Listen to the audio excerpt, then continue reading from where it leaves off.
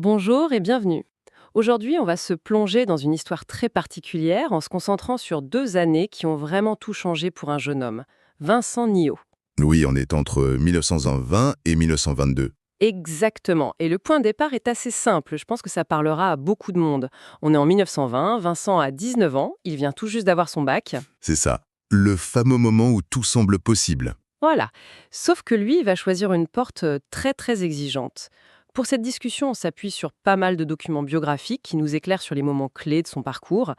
Et l'idée, c'est vraiment de comprendre ce que ça signifie à cet âge-là, à 19 ans, d'entrer au grand séminaire de Vannes. Et ce n'est pas juste pour faire des études, c'est ça qui est important. C'est pour engager une vie. C'est un choix de vie. Tout à fait. Et ce que vous disiez sur le bac, c'est crucial. Pour la plupart des gens, le bac, c'est une fin, un accomplissement. Pour lui, c'est tout l'inverse. C'est la vraie ligne de départ. Il faut se remettre dans le contexte.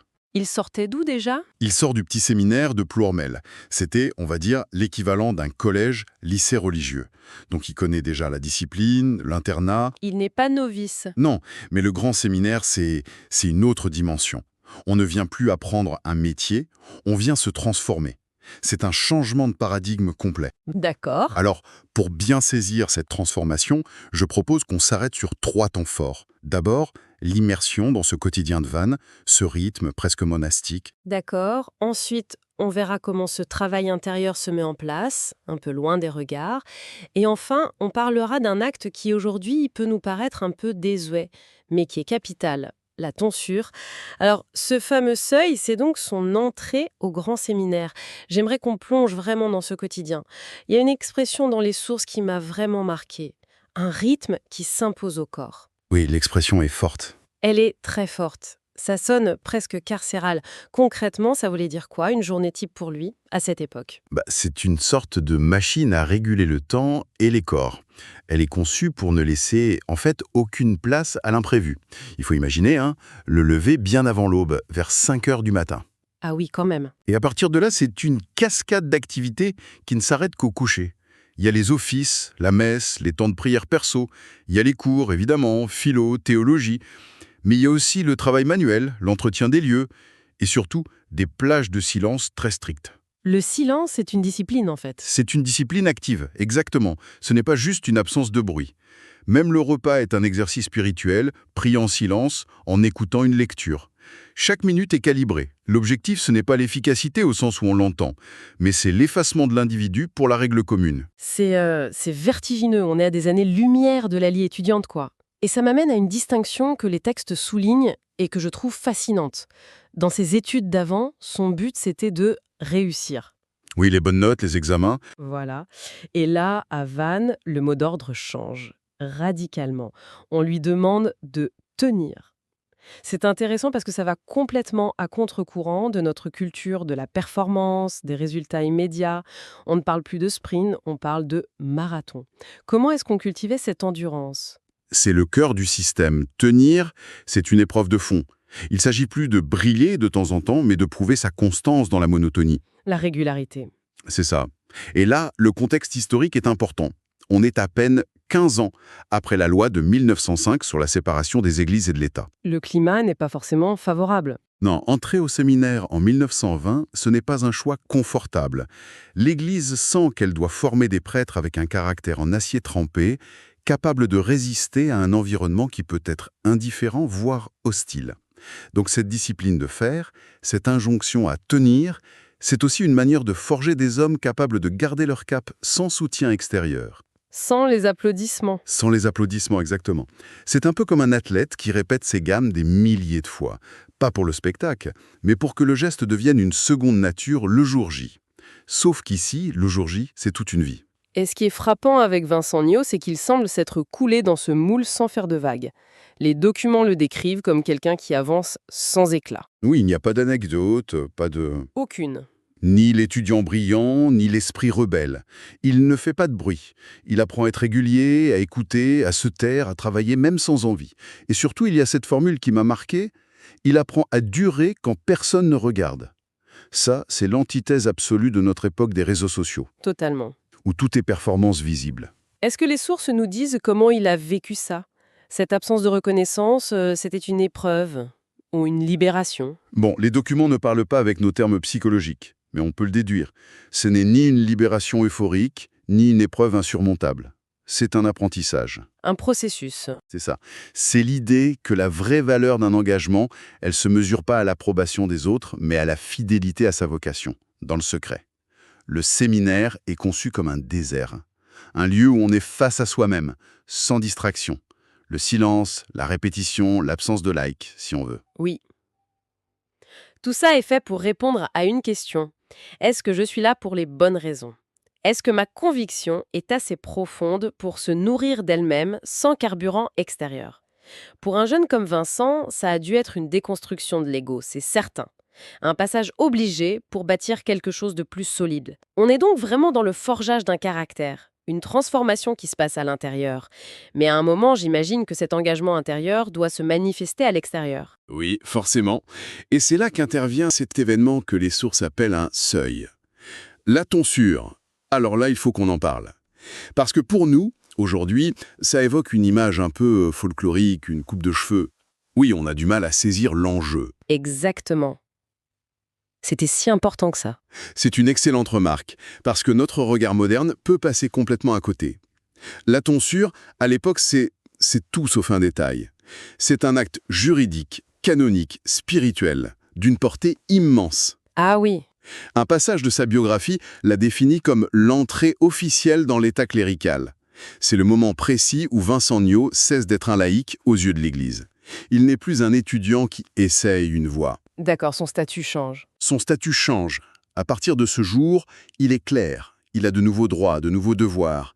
Il est d'une certaine manière marqué.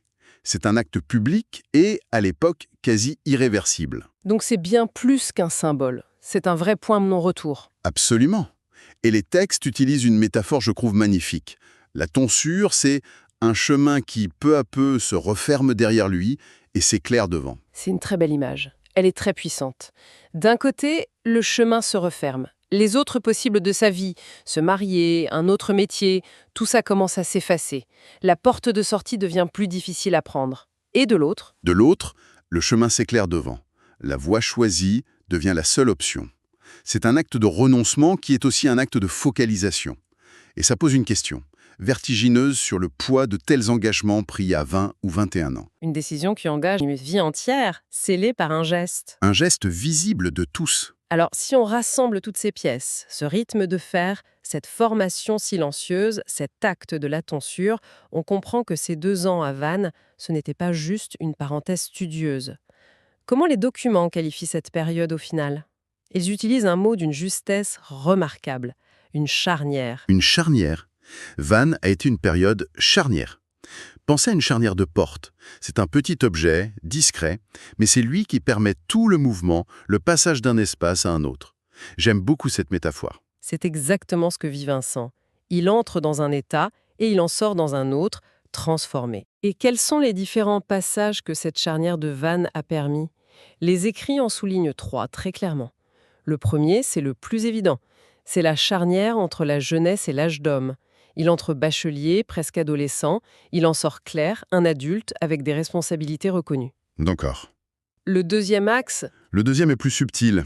C'est la charnière entre le temps de l'étude et celui de la vocation assumée.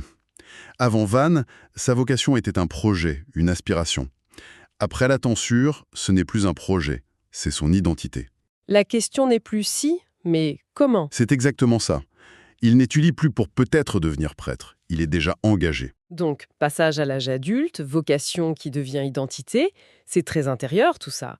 Mais les sources mentionnent un troisième axe que je trouve plus surprenant, lié à un départ. Ça semble paradoxal, non, alors qu'il s'ancre si profondément en Bretagne. C'est l'aspect le plus fascinant, presque prophétique. Vannes est aussi la charnière entre ses origines, cette Bretagne qui retient, et déjà l'idée d'un départ. C'est-à-dire, C'est-à-dire qu'au moment même où il s'enracine dans le clergé de son diocèse, son horizon commence à s'élargir. L'idée de la mission lointaine, de partir au-delà des mers, eh bien ça commence à germer. Vannes, en solidifiant sa vocation de prêtre, lui a paradoxalement donné la force de se projeter ailleurs. donc ce n'était pas juste une étape dans un cursus. Non, c'est la période qui a testé, solidifié et finalement orienté sa décision pour tout le reste de sa vie. Pour résumer, En seulement 2 ans, de 1920 à 1922, on a assisté à une métamorphose complète. Vincent Niot, le jeune bachelier, est devenu un clerc, officiellement engagé. Et cette transformation, elle s'est faite sans coup d'éclat, mais dans le creuset d'une discipline de fer, d'un quotidien réglé. Et d'un acte symbolique décisif. Vannes a vraiment été le lieu de sa transformation silencieuse. C'est ça. Et quand ces 2 années s'achèvent, le chemin est loin d'être fini. On pourrait même dire qu'il ne fait que commencer. La fondation est posée. Il faut maintenant construire.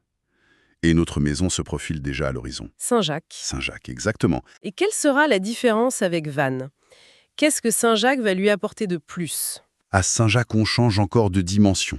Les documents nous disent qu'on ne parlera plus seulement d'études ou de disciplines, on va entrer dans le vif du sujet.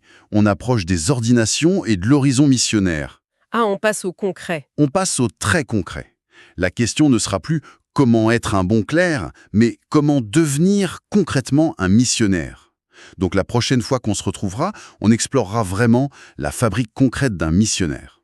Le passage de l'engagement à la préparation active pour un départ, Un départ vers l'inconnu. c'est une perspective passionnante. Pour conclure aujourd'hui, toute cette discussion me laisse avec une question. À notre époque, qui valorise si fort l'expression de soi, l'originalité, le fait de trouver sa propre voie et de le montrer, Que nous apprend un parcours où la transformation la plus profonde semble s'opérer exactement à l'inverse. Dans le silence, l'obéissance à une règle commune, la régularité et, finalement, loin des regards. c'est une pensée qui bouscule un peu nos certitudes. Et sur laquelle, je crois, il est intéressant de méditer un peu.